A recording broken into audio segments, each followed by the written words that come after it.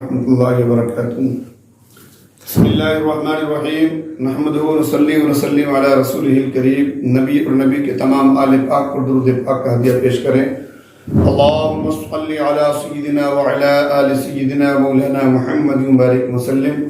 صلو علیہ صلاۃ و سلام علیک یا رسول اللہ یا حبیب اللہ۔ وہ حسن مجتبیٰ سید الاسخیاء راکب دوش عزت پہ لاکھوں سلام۔ معزز سامعین و ناظرین، میں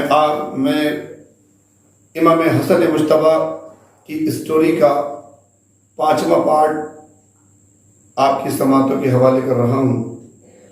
حضرت امام حسن مجتبیٰ علیہ السلام سخاوت میں بے مثال، بردباری میں بے مثال۔ آپ جود و سخا کا اندازہ اس روایت سے لگایا جا سکتا ہے کہ حضرت ابن سعد علی بن زید روایت کرتے ہیں کہ حضرت امام حسن مجتبیٰ نے 3 مرتبہ اپنا پراپرٹی کا اپنا سارا آدھا مال اللہ کی راہ میں خرچ کر دیا تھا، اور 2 مرتبہ آپ نے سب مال اللہ کی راہ میں خرچ کر دیا۔ حضرت امام حسن مجتبیٰ کی بے مثال سخاوت کا اندازہ آپ اس واقعے سے لگا سکتے ہیں کہ یہ وہ شہزادے ہیں جن پر دنیا میں ذرہ برابر بھی کسی نے بھلائی کی تو ان کو اس سے بہتر صلہ دنیا میں ہی عطا کیا۔ حضرت امام حسن مجتبیٰ علیہ السلام نے چونکہ آپ نے پیدل حج کی تو آپ حضرت امام حسن، حضرت امام حسین اور آپ کے چچا زاد بھائی حضرت عبداللہ بن جعفر، یہ تینوں بھائی حج کے لیے نکلے پیدل۔ جن سواریوں پر زاد راہ لدا ہوا تھا، راستے کا سامان لدا ہوا تھا، وہ سواریاں کچھ دور رہ گئیں۔ آپ کو پیاس کی شدت ہوئی، بھوک کی شدت ہوئی۔ روایتوں میں آتا ہے کہ ایک جھوپڑی آپ کو نظر آئی۔ حضرت امام حسن پاک اور امام حسین اور عبداللہ بن جعفر تینوں بھائی اس جھوپڑی میں پہنچے۔ کیا دیکھیں، خاتون نظر آئی۔ خاتون سے کہنے لگے، خاتون ہم پیاسے ہیں، ہمیں پانی پلائیے، ہم بھوکے، ہمیں کچھ کھلائیے۔ اس خاتون نے کہا کہ ہمارے پاس کوئی انتظام نہیں ہے، صرف ایک بکری ہے۔ اس نے اس بکری کو دھوا اور اس بکری کے دودھ سے آپ کو سیراب کیا۔ حضرت امام حسن پاک کہنے لگا ہمیں بھوک بھی لگی ہے۔ اس خاتون نے کہا میرے پاس اس بکری کے علاوہ کچھ نہیں ہے۔ اسی بکری کو ذبح کیا اور اسی کو پکایا اور کھا لیا۔ جب یہ شکم شیر ہو گئے تو حضرت امام حسن شکم سیر ہو گئے تو حضرت امام حسن مجتبیٰ نے کہا تھا خاتون تو نے ہمارا پیٹ بھرایا، ہمارے ساتھ بھلائی کی ہے، ہم ہمارے وطن یعنی مدینہ آنا، ہم تیرے ساتھ اچھا سلوک کریں گے، تجھے اس کا صلہ دیں گے۔ وقت گزرتا گیا، یہاں تک کہ کچھ عرصے کے بعد جب حضرت امام حسن پاک، امام حسین، حضرت عبداللہ بن جعفر یہ خانہ کعبہ حج کرنے کے بعد مدینہ آ جاتے ہیں، ایک وقت ایسا آتا وہی خاتون ہے جس نے اپنے شوہر کی اجازت کے بغیر ہی ان کو سیراب کر دیا تھا۔ شوہر ناراض تھا اس بات پر، لیکن وہی خاتون غربت کی وجہ سے مدینہ آئی اور مدینے میں اونٹوں کی مینگنیاں بین کر، گٹلیاں بین کر بازار میں فروخت کر کے اپنا پیٹ پالتی تھی۔ ایک روز حضرت امام حسن مجتبیٰ کے دروازے کے قریب سے گزری، آپ کی نظر اس خاتون پر پڑی۔ حضرت امام حسن پاک نے اس کو پہچان لیا اور آواز دی، بوڑھی ماں ادھر آ، کیا آپ مجھے پہچانتی ہو؟ اس خاتون نے کہا ہاں، نہیں میں نہیں پہچانتی۔ حضرت امام حسن پاک نے کہا تھا خاتون میں وہ ہوں جس کا تو نے پیٹ بھرایا تھا، جس کو تو نے اپنی بکری کا دودھ پلایا تھا، اور میں تجھ سے وعدہ کیا تھا مدینے آنا ہم تجھ کو انعام دیں گے۔ حضرت امام حسن پاک نے اپنے خادم کو حکم دیا اور 1000 بکریاں خریدی اور اس خاتون کو عطا کی، اور پھر حضرت امام حسن پاک نے 1000 درہم دیے اور اپنے خادم سے کہا جاؤ میرے بھائی حسین کے یہاں لے کر جاؤ۔ اس خاتون کو لے کر حضرت امام حسین کے گھر پہنچتی ہیں۔ حضرت امام حسین پاک نے پوچھا میرے بھائی حسن نے کیا مدد کی ہے؟ تو کہا کہ 1000 بکری 1000 درہم دیے۔ حضرت امام حسین نے بھی 1000 بکریاں 1000 درہم انعام اس کو عطا کر دیے۔ سبحان اللہ۔ اس کے بعد حضرت عبداللہ بن جعفر کے پاس پہنچایا۔ جب ان کے پاس پہنچے حضرت عبداللہ بن جعفر کہتے ہیں، دیکھنے کے بعد کہا حضرت عبداللہ بن جعفر نے کہ امام حسن و حسین نے کیا انعام دیا ہے کہ انہوں نے 2000 بکریاں 2000 درہم دیے۔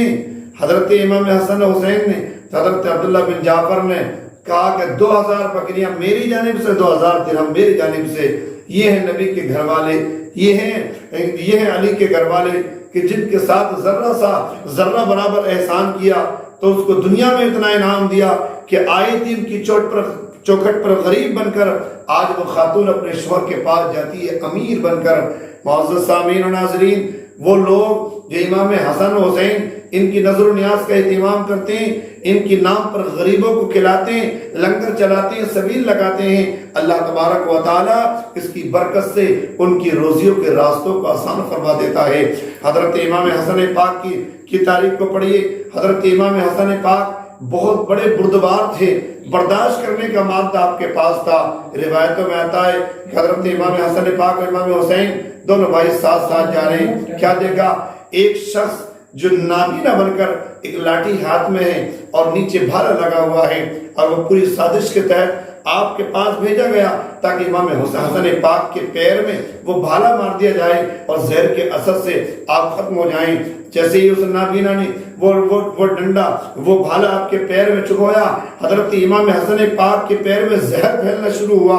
امام حسین کو غصہ آیا، آپ نے تلوار نکالی، بدلہ لینا چاہتے تھے.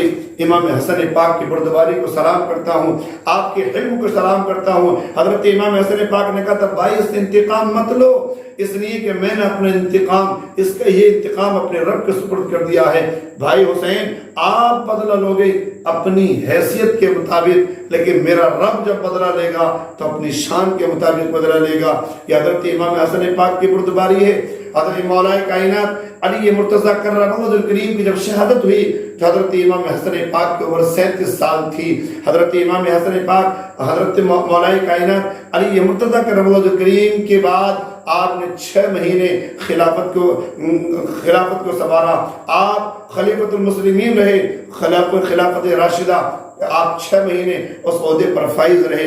اس کے بعد اس خلافت کو صلح کرنے کے بعد سپرد کر دیا. لیکن حضرت امام حسن مجتبی علیہ السلام کی بردباری کو سلام کرتا ہوں. آپ کی نظروں میں ہمیشہ یہ تھا کہ نانا مصطفیٰ علیہ السلام کی امت آپس میں قتل و غارت نہ ہو، چاہے مجھے کتنی ہی پریشانیاں برداشت کرنی پڑیں، کتنی ہی ظلم سہنے پڑیں، لیکن نانا کی امت میں قتل و غارت نہ ہو. حضرت امام حسن مجتبی علیہ السلام کو سازش کے تحت آپ کو شہید کرنے کے لیے 1-2 مرتبہ نہیں بلکہ روایتوں میں آتا ہے حضرت امام حسن پاک نے ایک دن خواب دیکھا. خواب میں کیا دیکھا کہ آپ کی پیشانی کے درمیان قل هو اللہ احد اللہ لکھا ہوا ہے. آپ نے اپنے خاندان والوں کو جب بتلایا، جیسے ہی خاندان والوں کو معلوم ہوا خوشی کی لہر دوری. لیکن حضرت سعید بن المسیب کو جب یہ خبر ہوئی تو آپ کہتے ہیں اس خواب کی تعبیر یہ ہے کہ آپ بہت جلد آپ اس دنیا سے چلے جائیں گے، آپ کا وصال ہو جائے گا. یہی ہوا کہ چند دن بعد حضرت امام حسن پاک کا وصال ہوا. لیکن حضرت امام حسن پاک کو ایک مرتبہ شہد میں ملا کر زہر دیا گیا. آپ کے پیٹ میں درد اٹھا، آپ ساری رات مچھلی کی طرح تڑپتے رہے. پھر نانا مصطفیٰ علیہ السلام کے روزے پر گئے اور صبح جب دعا کی تو آپ کو شفائے کل عطا ہوئی. اس کے بعد حضرت امام حسن پاک کو کھجوروں میں ملا کر زہر دیا گیا. آپ نے 1 2 3 4 بلکہ 7 کھجوریں کھائی تھی کہ آپ کو گھبراہٹ شروع ہوئی. گھبرائے تو آپ اپنے بھائی امام حسین کے گھر چلے گئے، ساری رات تڑپتے رہے. صبح پھر نانا کے روزے پر گئے، دعا کی، اللہ نے آپ کو شفا کی. اسی طرح حضرت امام حسن پاک کو 1 2 مرتبہ نہیں بلکہ 5 مرتبہ زہر دیا گیا. اور جب 6ٹھی مرتبہ زہر دیا تو وہ زہر ہیرے کی کڑی کو پیس کے جو زہر بنایا جاتا ہے آپ کی سراہی میں ڈال دیا گیا. امام حسن پاک نے جب صبح کو اس پانی کو پیا، جیسے ہی وہ پانی اندر پہنچا آپ کے دل کے ٹکڑے ہو گئے، آپ کے جگر کے ٹکڑے ہو گئے، اور ٹکڑے اس طرح سے ہوئے کہ آپ کے منہ سے وہ ٹکڑے آنا شروع ہو گئے. آپ بیت الخلاء میں جاتے تو پخانے کے راستے سے وہ ٹکڑے آنا شروع ہو جاتے. امام حسن پاک روایتوں میں آتا ہے 40 دن اسی زہر کے اثر سے تڑپتے رہے. اور جب آپ کی حالت زیادہ نازک ہوئی، میرے آقا امام حسین تشریف لائے، اپنے بھائی حسین کو چمٹ گئے اور کہتے ہیں کہ بھائی یہ بتاؤ تمہیں زہر کس نے دیا ہے؟ حضرت امام حسن پاک کی بردباری کو سلام کرتا ہوں. آپ کی نگاہوں کے سامنے تھا کہ اگر میں نے آج قاتل کا نام بتلا دیا پھر نانا کی امت میں قتل و غارت ہوگی. حضرت امام حسن پاک نے کہا تھا کہ بھائی جس نے مجھے زہر دیا ہے، جس کے بارے میں میرا گمان ہے، اگر میں اس کا نام بتاتا ہوں تو آپ کیا کرو گے؟ حضرت امام حسن پاک نے کہا تھا حضرت امام حسن پاک حسین نے کہا کہ بھائی آپ کو قتل کرنے سے پہلے، آپ کو دفن کرنے سے پہلے میں اس کے سر تو تن سے جدا کر دوں گا۔ میرے آقا حسن کی ہمت کو سلام کرتا ہوں۔ آپ کہتے ہیں بھائی جس کے بارے میں میرا گمان ہے اگر واقعی وہی ہے تو پھر میں اپنا انتقام اپنے رب کے سپرد کرتا ہوں۔ اللہ سب سے اچھا بدلہ لینے والا ہے، اور اگر واقع اور وہ نہیں ہے تو پھر کسی کے بارے میں بدگمانی ہو، کسی پر زیادتی ہو، یہ مناسب نہیں۔ اور حضرت امام حسن پاک گھبرانے لگے۔ امام حسین نے کہا تھا بھائی گھبراتے کیوں ہو؟ اب آپ وہاں پہنچنے والے ہو جہاں نانا مصطفیٰ علیہ السلام ملیں گے، نانی خدیجہ الکبریٰ ملیں گے، وہاں بابا علی بھی ہوں گے، وہاں ماں فاطمہ بھی ہوں گی، بھائی گھبراؤ مت۔ امام حسن پاک نے کہا تھا بھائی میں گھبرا اس لیے نہیں رہا ہوں بلکہ میں اس مخلوق کو دیکھ رہا ہوں تو آج تک میں نے نہیں دیکھی، میں اس امر میں داخل ہونے والا ہوں جو آج تک میں جس پر میں داخل نہیں ہوا۔ اور کہنے لگے اے بھائی حسین میں دیکھ رہا ہوں میدان کربلا، واقعہ کربلا کو دیکھ رہا ہوں، حسین آپ کو مدینہ چھوڑنا پڑے گا۔ سارا واقعہ کربلا امام حسن اپنے بھائی کو سنا کر کہتے بھائی جب وہ معاملہ آپ کے سامنے آئے تو صبر و استقامت کا پہاڑ بن کر کھڑے ہو جانا، اس لیے کہ صبر کرنے والوں کے ساتھ اللہ ہے۔ اور پھر آخری وصیت یہ کرتے ہیں حضرت امام حسن پاک کہتے ہیں بھائی میری آخری وصیت یہ ہے، میری دل کی تمنا یہ ہے کہ مجھے نانا مصطفیٰ علیہ السلام کے روزے میں دفن کیا جائے۔ اور اگر بھائی دوسری وصیت یہ ہے کہ اگر وقت کا حاکم وہاں پر دفن نہ ہونے دے تو آپ اس سے قتل و غارت نہ کریں بلکہ پھر جنت البقیع میں فاطمہ الزہرا کے قدموں میں دفن کر دیں۔ حضرت امام حسن مصطفیٰ علیہ السلام جب شہید ہو گئے اور آپ کو کفنا دیا گیا، کفنانے کے بعد جب جنازے کو لے کر چلتے روایت میں آتا ہے مروان بن حکم مقابلے میں آ جاتا ہے اور تلوار اور تیر چلائے جاتے ہیں امام حسن مصطفیٰ کے جنازے پر۔ امام حسین تلوار نکال کر مقابلہ کرنا چاہتے تھے لیکن حضرت ابو ہریرہ یاد دلاتے ہیں کہ آقا حسین اپنے بھائی کی دوسری وصیت پر عمل کرو۔ تمہارے بھائی نے دوسری وصیت یہ کی تھی اگر مقابلے میں آئے اور مجھے دفن نہ ہونے دے تو اسے قتل و غارت نہ کرنا، پھر جنت البقیع میں فاطمہ الزہرا کے قدموں میں دفن کر دینا۔